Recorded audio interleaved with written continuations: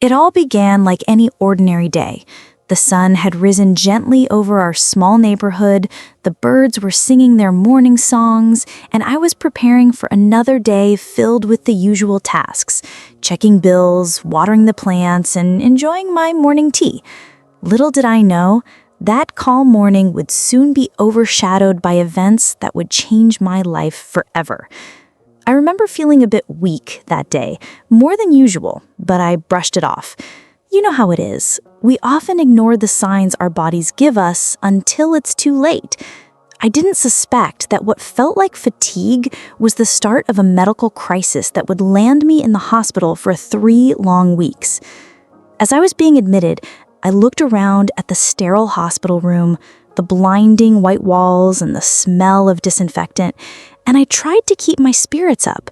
Nurses came and went, doctors spoke in technical terms, but all I could think about was my home, my sanctuary, the house I had worked for years to build and maintain, the walls that held my memories, my laughter, my family.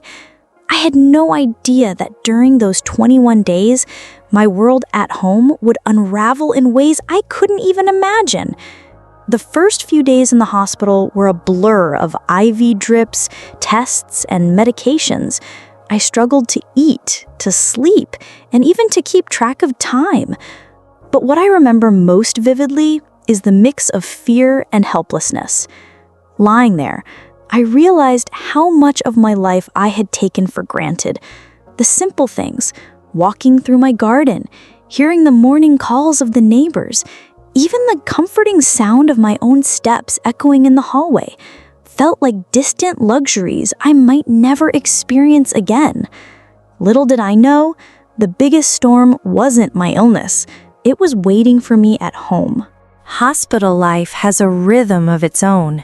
Meals arrive at scheduled times, nurses perform routine checks, and visitors are limited. For 21 days, my life shrank to the size of this sterile room. At first, I tried to distract myself with books, but reading about faraway worlds did little to soothe the anxiety gnawing at me. My thoughts constantly drifted homeward, to the house, the garden, and most painfully to my son. I had always trusted him. I had raised him with love and care, ensuring he understood responsibility, respect, and the importance of family. I believed he would look after the house, take care of the bills, and maintain what I had built. But doubt crept in slowly, like a shadow at the corner of my mind. During the hospital stay, the isolation was palpable. Each night I would lie awake, imagining every detail of my home. Was the garden being watered? Were the bills being paid? Did someone check on the neighbors like I had asked? These were small things, yet they mattered because they represented a continuity of life, a thread connecting me to the world I had nurtured. I had no way of knowing that my absence would not be respected, that the sanctuary I had created would be violated. There were moments when I felt a deep, aching loneliness, not just from being separated from my home, but from being forced to rely on people whose intentions I had never questioned before. It's funny, isn't it, how sickness makes you vulnerable in ways nothing else can. Not only was I physically weak, but I was emotionally exposed. Every sound, every knock on the hospital door made my heart race. I yearned for family, for reassurance, for a sense of normalcy. And yet, even in my mind, I couldn't prepare myself for the reality waiting when I finally stepped out of that hospital room. After 21 days, I was discharged. My doctors warned me that recovery would take time, but I was too consumed with one thought: returning home. I imagined opening the front door and seeing everything just as I had left it. My son waiting, perhaps a smile, a hug, normalcy. But when I reached my neighborhood, my heart sank immediately. The familiar walls of my house, the garden that had been my pride, seemed different. I noticed unfamiliar cars parked in the driveway. The gate was ajar in a way I had never allowed. And then, stepping inside, the full reality hit me like a hammer. The house, my home, was not mine anymore. My son had given it away to his in-laws. Every room, every corner, every piece of furniture I had carefully maintained, it was now under their control. I stood there, frozen, a wave of disbelief and betrayal crashing over me. How could someone I trusted so deeply take something so precious and give it away as if it were a trivial matter? I called out for him, my voice trembling, a mixture of anger and desperation. He appeared, calm and composed, almost too calm, and said words I will never forget. I thought it was the best decision for the family. The betrayal cut deep, not just because of the house, but because of the utter disregard for my feelings, for the years of love and labor I had poured into that home. That one sentence echoed endlessly in my mind. The best decision for the family. But whose family? Not mine, apparently. The moment my son walked into the room, I could feel the air change. It wasn't just a conversation anymore. It was a battle, one I wasn't prepared for. He looked at me with an expression that seemed far too practiced, too calm for someone who had just made such an enormous decision on my behalf. In that moment, everything I had ever known about him seemed to slip away, replaced by a stranger standing in front of me. A stranger who had made a choice that threatened to shatter everything. I was furious. How could he do this? How could he take the house, our home, and give it away without even consulting me? I had worked my entire life to build something stable, something I could leave behind for my family. And now, just like that, it was gone. And not just gone, it had been handed over without my permission, without my consent. The sense of betrayal ran deeper than anything I had ever experienced. I called out for him, my voice trembling, a mixture of anger and desperation. He appeared calm and composed, almost too calm, and said words I will never forget. I thought it was the best decision for the family. He said it like it was a reasonable answer, like it should make sense to me, like I should just accept it. The weight of his words hit me like a punch to the gut. For the family. He had made a choice for our family without even asking me, without even considering what it might do to me. It wasn't about what was best for me. It wasn't about the home I had worked to build, the space where memories had been made. It wasn't about respect. It was about his decision, his comfort, his need to make things easier for his in-laws. The anger inside me flared up, but something else mixed with it. Hurt. Pain. The kind of pain that goes deeper than any wound I've ever had. The kind that comes from someone you love treating you like an afterthought. I couldn't speak for a moment. I just stood there staring at him, feeling like I was being consumed by the coldness in the room. Finally, I managed to choke out the words. You don't get to decide for me. You don't get to take my life, my home, and make it someone else's just because it's convenient for you. His face twisted into something unfamiliar, almost defensive. I did it because I knew what was best. It was the right thing to do.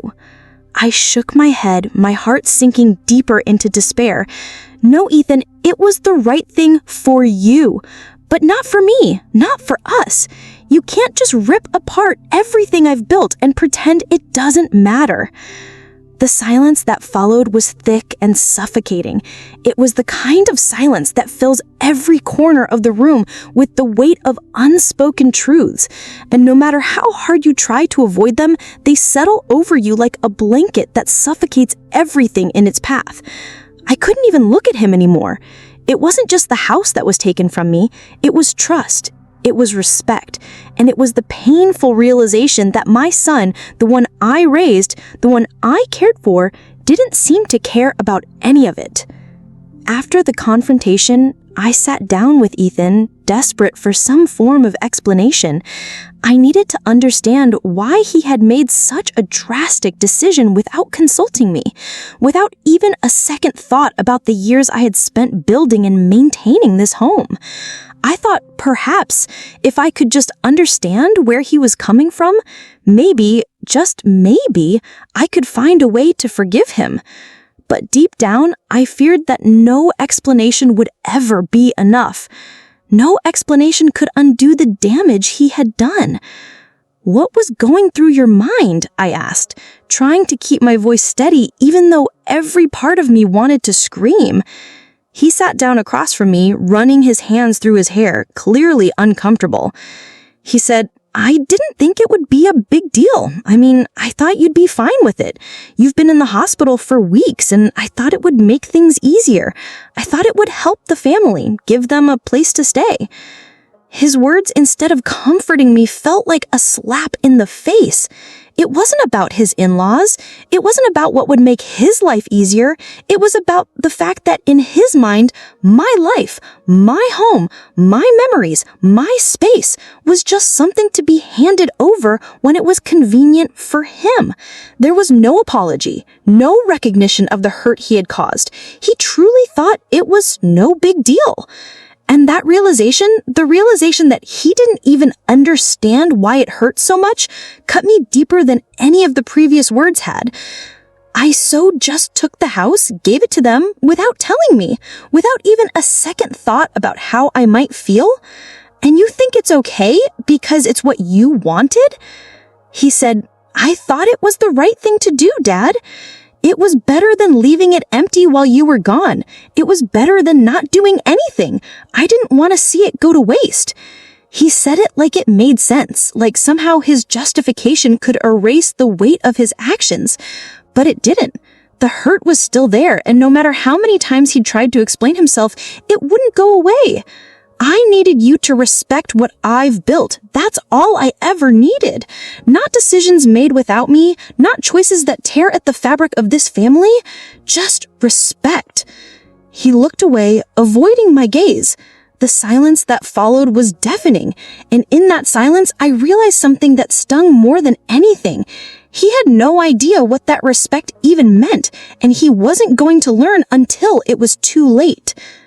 The next few days were a blur. I went through the motions, checking the house, making sure everything was in order, but nothing felt the same. It wasn't just the house that had changed. It was the way I saw my son. I had raised him to understand loyalty, responsibility, and respect. But now I was questioning everything I had taught him, everything I had believed in. It's strange, isn't it, how betrayal can completely unravel everything you thought you knew about someone. You think you know them inside and out. You think they share your values, your beliefs.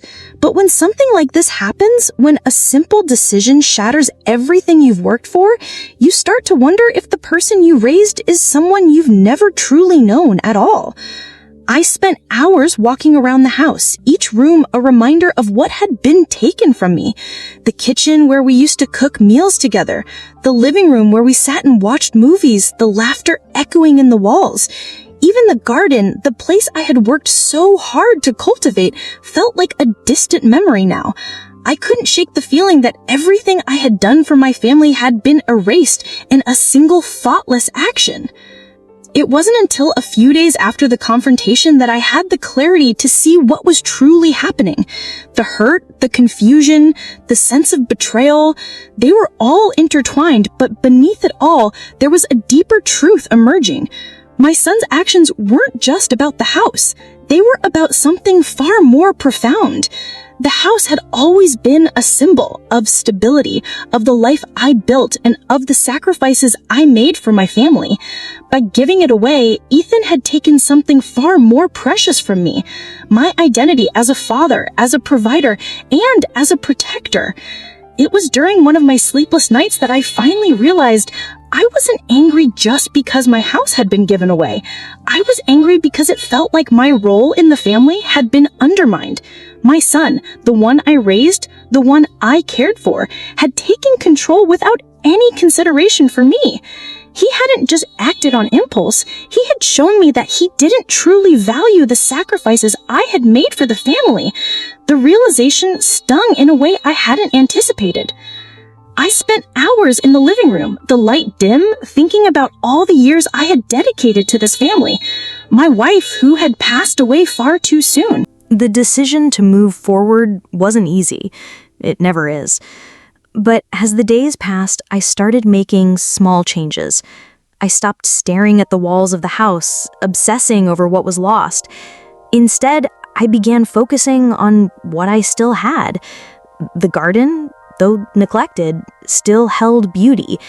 The old rocking chair by the porch, though weathered, was still a place where I could sit and think. I decided to take control of what I could. Not out of defiance, but out of a need to reclaim my life. I started cleaning up the art again, putting in the small effort that made me feel like I was doing something positive. It wasn't about proving a point. It was about proving something to myself. I was still capable. I still had value. And no matter what my son had done, I was going to find my way back to peace. One evening, after finishing some work in the garden, I found myself sitting on the porch swing. The setting sun painted the sky with streaks of orange and pink, the wind soft against my face. It wasn't the house that mattered anymore.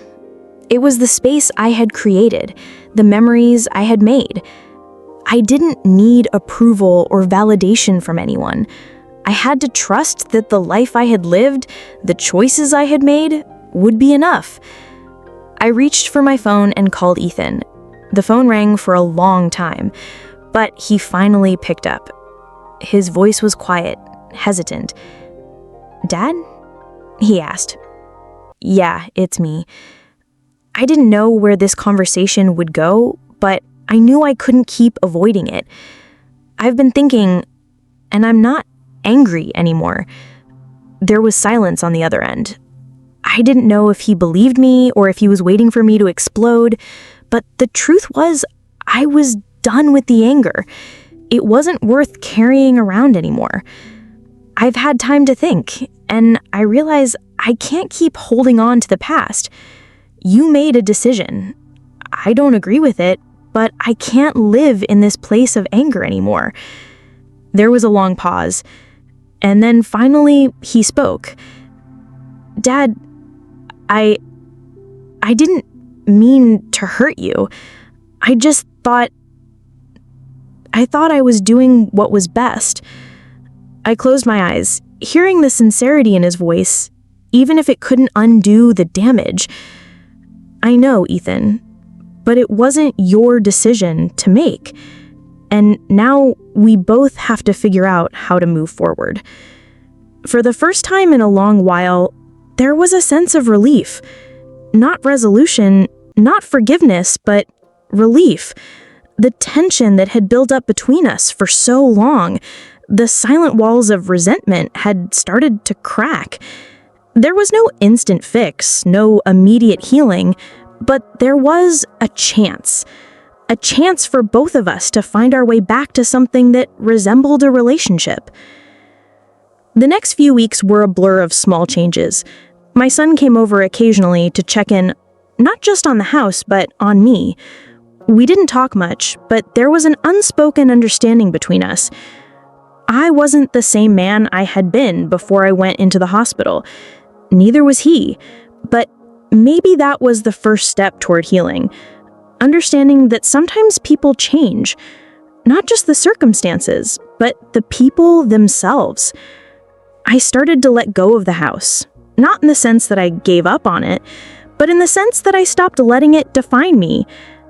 I had worked hard to create a home, but a home isn't just a building. A home is a feeling, a space where memories are made and love is shared. I realized that I could still create that, no matter where I was. Ethan and I never discussed the house again. We didn't need to. We started building something new between us, starting with small conversations about what had happened, what it meant, and what we wanted for the future. It wasn't easy, and there were times when I doubted whether things could truly heal. But with each passing day, I realized that it wasn't about perfection, it was about progress. In the quiet of the evenings, I found peace again. And though the past could never be undone, I finally understood that it didn't have to define me. I could still be the father I wanted to be, and he could still be the son I raised. As I sit here now, the house feels different. Not because it's no longer mine, but because I've learned to find peace in the things I can control. My son and I still have a long way to go, but for the first time in a long while, I feel hopeful. I feel like there's room for healing, for growth, and for understanding. And as the sun sets tonight, I'll sit out on this porch knowing that I don't need to hold on to the past to move forward. Life isn't perfect, and neither are we, but the journey toward healing has begun, and that in itself is enough. If you've been through something similar, or if this story resonated with you, please like this video and subscribe to the channel. Share your thoughts in the comments below.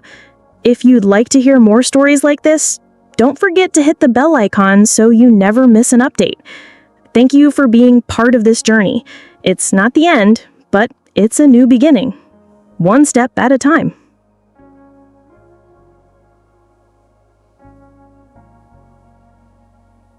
There's something strangely powerful about silence after a storm. In the days following that first real conversation with Ethan, I found myself appreciating the quiet moments. It's easy to get lost in the noise of life, the rush, the endless tasks that fill every waking hour. But there was a stillness in the air now, a silence that spoke volumes about what we had gone through, about what we had lost, and about the uncertain future that lay ahead. I'd find myself sitting in my favorite chair, the one by the window that looks out over the garden, the same chair I used to sit in when I would watch Ethan play in the yard as a child. Now the garden wasn't the same. It had withered a little during my time in the hospital, but I noticed something that day that I hadn't for a long time. The small, delicate flowers that I'd planted years ago were beginning to bloom again. Even though the garden had been neglected, nature had a way of finding its way back. And in that quiet, it reminded me of the possibility for new beginnings, even after everything seemed lost. Ethan's visits became less about checking the house and more about checking on me. We didn't talk much, but there was an unspoken understanding between us. I wasn't the same man I had been before I went into the hospital. Neither was he. But maybe that was the first step toward healing, understanding that sometimes people change, not just the circumstances, but the people themselves. As the weeks went by, the truth started to settle in. No matter how much I tried to convince myself that I could simply move on, there was a part of me that couldn't forget the pain, the betrayal. It wasn't just about the house. It was about how I had felt like a stranger in my own life. I had spent so many years thinking that my role as a father was to protect, to provide, to be the one everyone relied on. And yet, in a single decision, I had been pushed aside. I couldn't pretend that it didn't hurt.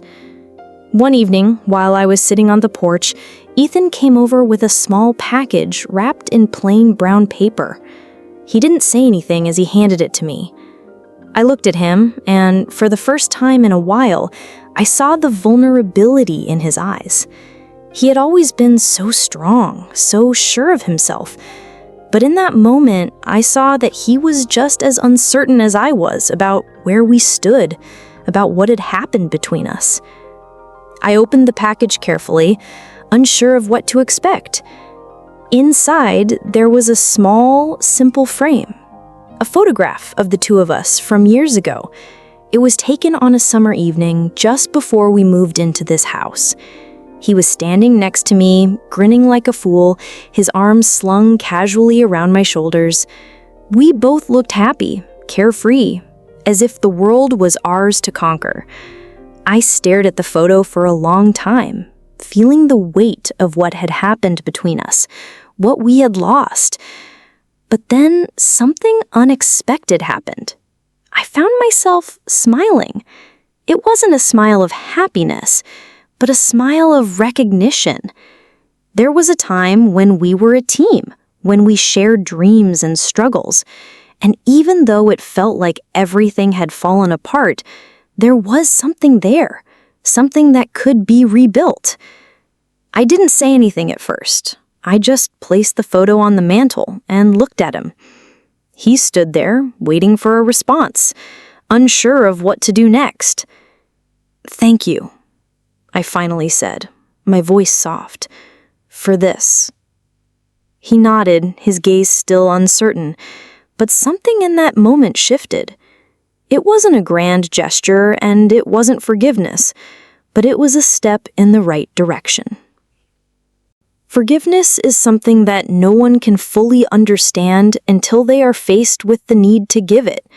For the longest time, I held on to my anger, believing it would somehow make me stronger, make me right.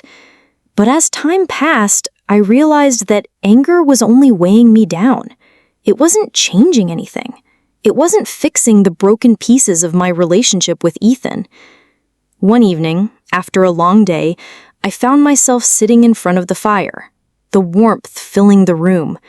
The crackling of the flames seemed to mirror the burning in my chest, the last remnants of the anger I had been holding on to. Ethan had left after a short visit, and for the first time in a long while, I didn't feel the need to cling to the past. I had spent so many years trying to keep things together, trying to control everything. But I had learned that not everything is meant to be controlled. Sometimes things fall apart.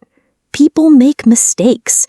And it's only when we let go of our expectations and truly see each other, flaws and all, that we can begin to heal. Forgiveness wasn't about forgetting what had happened. It wasn't about pretending that my son's actions hadn't hurt me deeply. But forgiveness was about releasing the grip that anger had on me.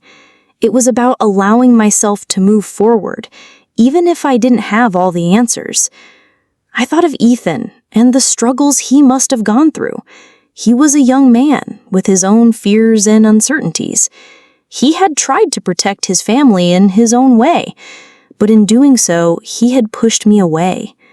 I wasn't excusing his actions, but I was choosing to understand them. And in that understanding, I found the ability to forgive. The next time I saw him, I didn't say much. I didn't need to. I just put my arm around his shoulder, like I used to when he was young, and I said, "Let's try to make this right." Forgiveness didn't fix everything. It didn't restore the years we had lost, the moments that had been erased in an instant. But it was a beginning. It was a choice to move forward, to stop looking back at the past with regret and anger. It was a choice to start fresh, to build something that had a foundation of understanding, not of grudges. Ethan and I didn't have all the answers. We still had a lot to figure out. But we had one thing that mattered: the willingness to try. And sometimes that's all you need to begin rebuilding. It wasn't going to be easy. Nothing worth having ever is. But I knew that with time, patience, and a whole lot of effort, we could find our way back to each other. I spent the next months working on myself, learning to let go of what I couldn't change and focusing on what I could. The house, the memories, they would always be a part of me. But I realized that my true home wasn't defined by the walls around me. It was the relationships I built, the people I loved, and the way I chose to live my life from here on out. So, as the seasons changed and the garden bloomed again, I did too. I wasn't the same man I was when I first went into that hospital. I was stronger, not because of what I had gone through, but because of what I had learned. And I knew that no matter what came next, I had the strength to face it. Thank you for joining me on this journey. It's been a hard road, one filled with loss and pain, but also with moments of clarity and growth. If you've ever been through something similar, whether it's with your children, your family, or your own sense of identity, I hope my story has shown you that even in the darkest of times, there is always room for healing, for forgiveness, and for a new beginning. If this story resonated with you, please like this video and subscribe to the channel. Your support means the world. Share your thoughts in the comments below. Have you ever faced a situation like this? How did you move forward? Let's continue this conversation together. And if you'd like to hear more stories like this, don't forget to hit the bell icon so you never miss an update. Until next time, take care of yourself and remember that even the hardest moments can lead to new beginnings.